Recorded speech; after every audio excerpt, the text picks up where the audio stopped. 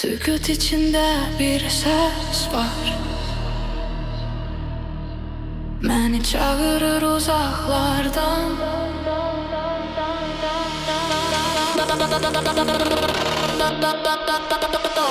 Karanlık yol ama ben korkmuram. Yüreğimde ışık var bilirəm, dayanmaram.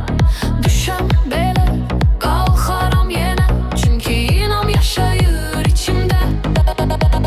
Sözlər yox, hisslər danışır.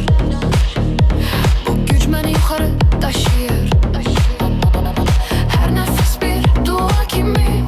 Mən tək deyiləm, bilirəm indi. Gözlərimi yumuram, inanıram, buradayam.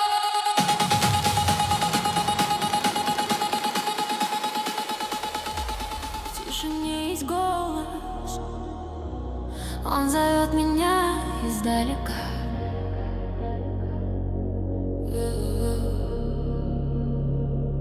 Дорога темная, но я не боюсь. В моем сердце есть свет, я знаю, не остановлюсь. Даже если упаду, снова встану, потому что вера живет во мне.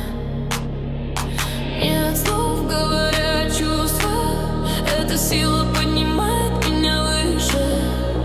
Каждый вдох, как молитва, я не один, теперь я знаю.